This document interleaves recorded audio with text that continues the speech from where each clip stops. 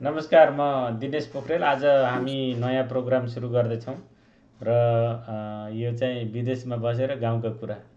हामी विदेशमा बस्ने साथीहरूलाई कनेक्ट गर्नको लागि हामी आजदेखि सानो प्रयास गर्दैछौँ र यो प्रयासमा जोडिँदै हुनुहुन्छ हाम्रो आराखाँची खिल्जी नेटा निवासी बाबुराम पौडेल। बाबुराम सरलाई स्वागत छ। बाबुराम सर नमस्कार। सर नमस्कार, धन्यवाद। हामी आजको प्रोग्राममा हजुरको अहिले पोखरामा गरिराख्नु भएको जुन बालबालिकाको लागि चाहिँ हजुरले गरिराख्नु भएको काम छ त्यसको बारेमा लगायत गाउँतिरको कुराहरू पनि केही जोडिनेछौँ। पहिला हजुरले अहिले पोखरामा के गर्दै हुनुहुन्छ र यो प्रोग्राम के हो, कसरी चलाइराख्नु भएको छ, यसको बारेमा केही दुई शब्द सर्टकटमा बताइदिनु। हुन्छ, म दिनेशजीलाई धन्यवाद दिन चाहन्छु यो खिल्जी.com मार्फत अनि गाउँ सहरमा गाउँबेसीमा पुग्ने मौका दिनुभएको छ। र अनि मैले छोटकरीमा भन्नुपर्दा हामी विगत 8 वर्षदेखि पोखरा महानगरपालिका वडा नम्बर 30 खुदी पोखरा युनिभर्सिटी नजिकै रहेर बालबालिकाको क्षेत्रमा काम गरिरहेका छौँ। यहाँनिर हाम्रो अहिले चाहिँ संस्था छ म्याजिम भन्ने संस्था। म्याजिम यो चाहिँ नेपाल सरकारमा दर्ता भएर अनि जिल्ला प्रशासन कार्यालय कास्कीमा र राज्यको विभिन्न निकायहरूमा दर्ता भएर यहाँनिर विगत 8 वर्षदेखि हामीले बालबालिका क्षेत्रमा काम गरिरहेका छौँ। यो प्रोग्राम सुरु गर्ने चाहिँ कसरी प्रेरणा मिल्यो, कहाँबाट कसरी सुरु भयो, यसो ब्याकग्राउन्ड भनिदिनु न।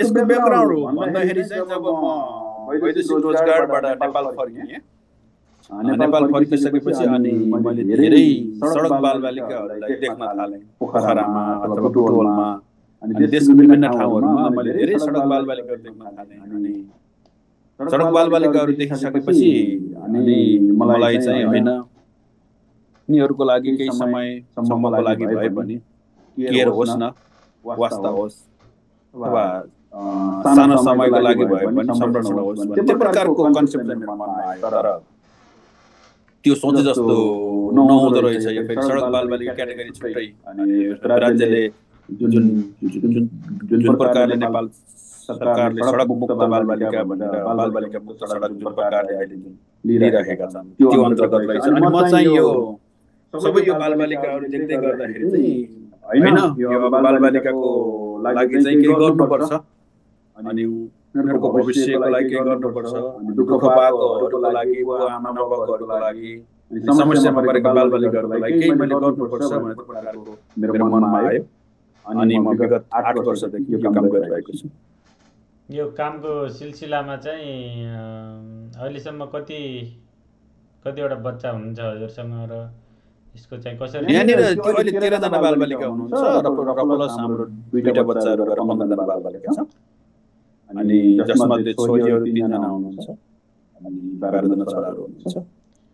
त्यो कोही चाहिँ पास आउट भएर जानुभयो, एससी पास आउट भएर जानुभयो अनि नेपालको विभिन्न ठाउँमा कोही ब्याचलर पढ्दै हुनुहुन्छ, कोही प्लस 2 पढ्दै हुनुहुन्छ।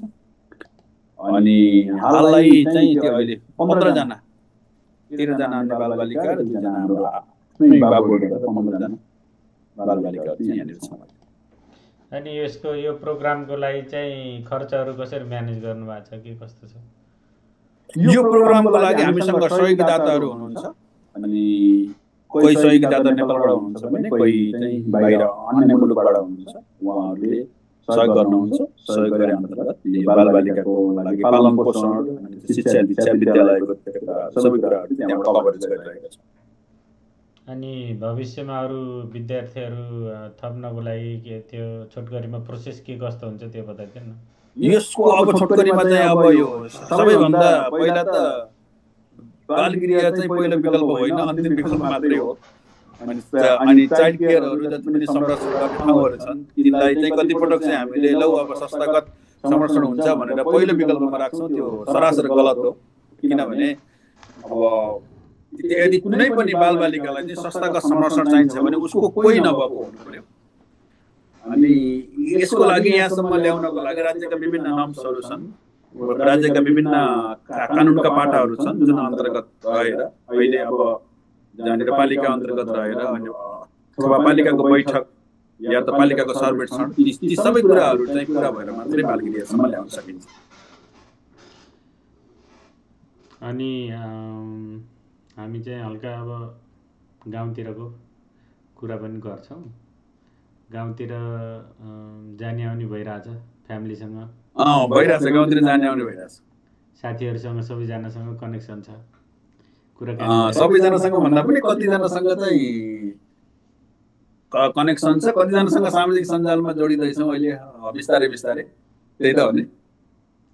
ठिक छ। अनि पोखरामा अरू हाम्रो उतातिरको अराखाँची बुटोलतिरको साथीहरू केही संस्थाहरूमा पनि आबद्ध हुनुहुन्छ कि के छ तपाईँहरू त्यहाँ? हो, त्यो अहिले पोखरामा हाम्रो अर्घाखाँची पोखरा सम्पर्क समाज छ, जसमध्ये चाहिँ म त्यहाँ रहेर एउटा सदस्यको रूपमा अनि जिम्मेवारी निभाइरहेको छु र त्यति मात्र नभएर कार्य समितिभित्र पनि म छु। अनि त्यस्तै गरी यहाँनिर नागरिक परोपकार समन्वय संस्था छ, जो चाहिँ कोभिडको बेलामा विपदको बेलामा खोलेको संस्था हो। अनि जहाँनिर चाहिँ यो विपदको लागि बाढी पहिरो अनि त्यस्तै विपदमा परेको परिवारहरूको लागि चाहिँ यो संस्थाले हेरिरहेको छ र यो संस्थाले सब वाहन पनि चलाइरहेको छ। अनि त्यो संस्थाभित्र पनि कार्य समितिमा रहेर काम गरिरहेको छु। अनि अरू गाउँतिरको केही पुरानो यादहरू केही राख्न चाहनुहुन्छ? गाउँतिर पढ्दाखेरिका यादहरू मिठा मिठा यादहरू छन्। अब त्यही हो, त्यो बचपन, त्यो बाल्यकाल, हुर्केको ठाउँ, खेलेको ठाउँ अनि धुलो खेलाएको ठाउँ, अब त्यो बिर्सिने कुरा नै भएन। पढ्दै गर्दाखेरिका रमाइला क्षणहरू छन्। अनि जब पढ्दै गर्दा डाँडी पोखरीमा भलिबल खेल्दा चाहिँ पाखापानीसम्म पुग्थ्यो, त्यो बल लिएर माथि स्कुल पुगिसक्दाखेरि सरले लगभग पिरियड सकिसक्नुहुन्थ्यो आफ्नो पिरियड, अनि ढिलो आयो भनेर सरको गाली खान्थ्यो, कतिपटक लट्ठी पनि खाइयो। ती रमाइलो क्षणहरू धेरै छन्। अब भाग्ने, दगुर्ने अनि पढ्न धौ भएर निस्किने, झोला लिएर हिँड्ने, अनि त्यसपछि माछा मार्न खोला खोला दगुर्ने, ती कुराहरू त रमाइलो क्षण छँदै छन्। अहिले चाहिँ अब गाउँमा धेरै जस्तो बस्नै नखोज्ने र सहरतिर पलायन हुने, बुटोल काठमाडौँ हुँदै विदेशतिर पनि दुबई, अमेरिका, कतार, बेलायत, अस्ट्रेलिया होइन, पोर्चुगल हुँदै युके, अब धेरै ठाउँमा चाहिँ हाम्रो नेपाली साथीभाइहरू लगायत हाम्रो गाउँको पनि हुनुहुन्छ। र तपाईँ चाहिँ गाउँमा अनि गाउँमा हुर्किनुभयो र बिचमा विदेशतिर पनि यात्रा गर्नुभयो होइन? विदेशतिर यात्रा गरे पनि विदेशतिर चाहिँ पलायन हुनु भएन र कसरी चाहिँ नेपालमै फर्किने इच्छा लाग्यो, के भयो? म कामको सिलसिलामा धेरै देशहरूमा गएँ अनि कतिपय ठाउँमा घुम्नको लागि पनि गएँ, तर मलाई चाहिँ यो विदेशमै बस्ने त्यो मौका चान्सहरू पनि नभएको होइन। तर मलाई चाहिँ के भयो भने होइन, केही गरे पनि आफ्नै देशमा केही गरौँ न भन्ने प्रकारले म यसरी बालबालिकाको क्षेत्रमा काम गर्नुपर्छ भनेर मलाई लाग्यो। अनि विगत 8 वर्षदेखि यो बालबालिकाको सेक्टरमा काम गरिरहेको छु।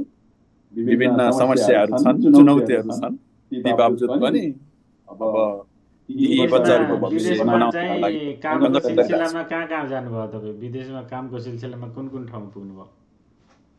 कामको सिलसिलामा गएँ, म साउदी अरबमा पुगेँ, दुबईमा पुगेँ, इरानमा पुगेँ, अनि बङ्गलादेशमा निकै समय गएँ,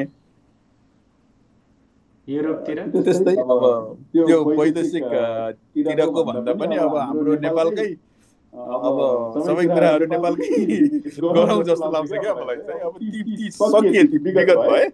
अब यहाँ अब चाहिँ गाउँठाउँतिर चाहिँ सम्झना मिठो याद त्यो अब छँदैछ, त्यो पोखरामा बसेर पनि। पोखरामा चाहिँ बसाइ कस्तो छ अहिले? पोखरामा तपाईँ पोखरामा बस्दा ठिक छ सर, पोखरामा बस्दा ठिक छ, त्यो अलिकति गर्मी छ यहाँ हामी बस्ने ठाउँतिर। हामी बसेको ठाउँबाट बेगनास्थल करिब 1 किलोमिटरको दूरीमा छ।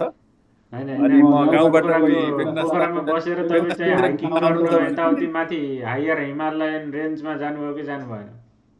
म गएको छु, म अन्नपूर्ण सर्किटमा गएको छु, अनि त्यसपछि माछापुच्छ्रेको तलतिर, अनि त्यो जुन रेन्ज त अन्नपूर्ण रेन्ज हिँडेर ट्रेकिङ गर्नु भएको छ कि छैन? हिँडेर ट्रेकिङ चाहिँ त्यति लामो समयको गरिएको छैन, 3-4 दिन 5 दिनसम्म गरिएको छ।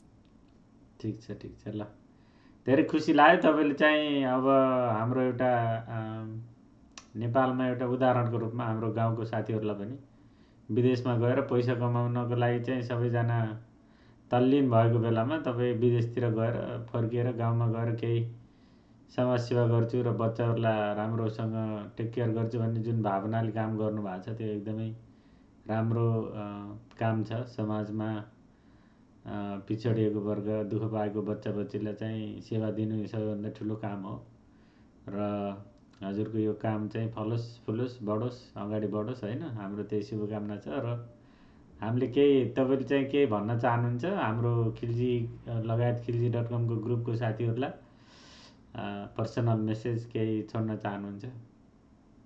म व्यक्तिगत रूपमा सर्वप्रथम त हजुरलाई धन्यवाद दिन चाहन्छु यो खिल्जी.com अन्तर्गत रहेर अनि खिल्जीमा भएको बुवा आमा दाजुभाइ दिदीबहिनीहरू सामु यो सन्देश जुन प्रकारले पुर्याउनको लागि मलाई यो मौका दिनुभयो, यो समयको लागि पनि धेरै धन्यवादी छु। र सम्भवतः अब जेठ महिनाभित्रमै त्यो एउटा सानो कार्यक्रम लगेर खिल्जीमा जाने योजना बनाएका छु। अब त्यहाँनिर भेट हुन्छ हाम्रो, सम्पूर्णलाई माया छ, सद्भाव छ, सम्मान छ, म यति नै भन्न चाहन्छु।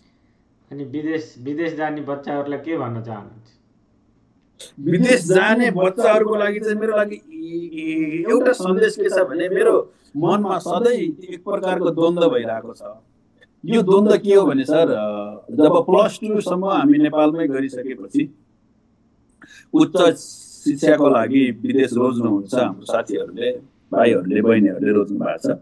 यो अब सम्भवतः अब उहाँहरूको रोजाइ पनि हो, अब मान्छेको चाहना पनि हो। त्यो चाहनालाई अब त्यो कसैको व्यक्तिगत हक अधिकारमाथि बोल्ने कुरा त होइन, तर पनि सकभर केही चाहिँ देशमै गरौँ, गाउँमै गरौँ, अनि थोरै भए पनि अनि गाउँठाउँमै गरौँ, अनि गाउँलाई नै टेवा दिउँ, गाउँको थोरै भए पनि एउटा विकास निर्माणमा हुन्छ या त समाज बनाउनुमा हुन्छ, एउटा टेवा दिउँ, एउटा ढुङ्गा थपौँ भन्न चाहन्छु।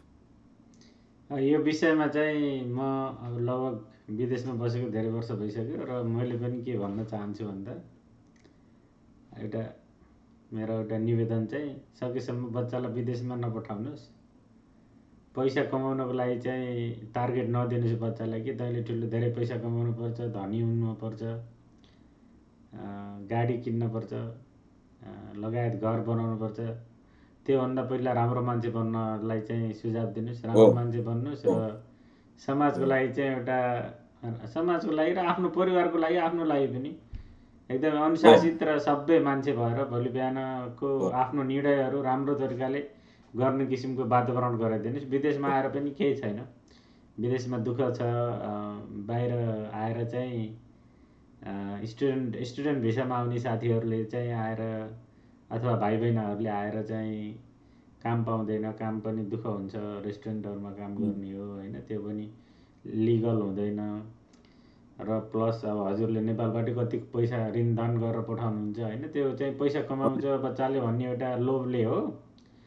त्यो जति पैसा खर्च गरेर युरोप अमेरिका अब बाहिरतिर चाहिँ किन भएको थोरैमा पनि 15-20 लाख रुपियाँ त लाग्छ। त्यति पैसा सानो बिजनेस अथवा सानो आफ्नै बच्चालाई चाहिँ आफ्नै पढेको बच्चा छ भने आफ्नै बिजनेस सुरु गराइदिनुहोस्, अथवा इन्जिनियरिङ गरेको छ, डक्टर पढेको छ भने सानो फर्म खोलिदिनु बच्चालाई, अनि बच्चालाई आफै क्लाइन्टहरू खोज्ने, काम गर्ने त्यस्तो खालको वातावरण गराइदिनु। अथवा बिजनेस गर्न चाहन्न भने जब गर्नको लागि चाहिँ आफै पढेकै विषयमा जब गर्नुपर्छ भन्ने पनि छैन। आफूले पढेको अध्ययन एउटा विषयमा भयो, काम हजुरले जुनसुकै काम पनि गर्न सक्नुहुन्छ, समाजसेवा गर्न सक्नुहुन्छ तपाईँले जस्तै होइन। त्यो चाहिँ मेरो एउटा पर्सनल मेसेज जाँदै होइन, त्यो पनि हो। दिनेश सर, अनि मलाई चाहिँ कस्तो पनि लाग्छ भने कतिपटक पछिल्लो समयमा बदलिँदो राजनीति परिस्थिति देखेर पनि युवाहरूलाई देश छोड्नु मन लागेको छ। तर म चाहिँ यसमा के भन्छु भने सक्षम नेतृत्व अब युवाले मात्र गर्न सक्छ। इमान्दार भएर चाहिँ यदि पोलिटिक्स गर्नुहुन्छ भने पनि इमान्दार भएर हामीले हाम्रो ठाउँ, हाम्रो गाउँ, हाम्रो देश बनाउने हो भने तपाईँको युवाको अत्यन्तै भूमिका हुन्छ के। विशेष गरेर झन् अझ +2 सकिसकेको भाइ बहिनीहरूको, ब्याचलर गर्दै गरेको भाइ बहिनीहरूको चाहिँ एकदमै महत्त्वपूर्ण भूमिका हुन्छ। अनि हुनसक्छ हजुरहरूलाई यो पछिल्लो समयमा यो विभिन्न देशका विभिन्न अब यी सबै त्यो कुराहरू घटे, त्यतातिर धेरै व्याख्यामा नजाउँ। तर मलाई के लाग्छ भने हामी सबैले केही न केही टेवा चाहिँ दियौँ भने देशको लागि र गाउँठाउँको लागि चाहिँ अवश्य राम्रो हुन्छ। पोलिटिक्स गर्न चाहनुहुन्छ भने पनि युवाहरूले इमान्दारी भएर गर्नुहोस्। देश तपाईँ हामी सबैको हो, हामी सबैको बनाउनु पर्ने दायित्व पनि हामी सबैमा छ। ल ठिक छ, आजको लागि चाहिँ यतिमै हस्, बिट मारौँ। समयको लागि धेरै धन्यवाद। हजुर, हामी फेरि जोडेर अरू अन्य कामहरू गरिराख्नुपर्छ गाउँको लागि है त। ल हस्, हस्, गुड नाइट।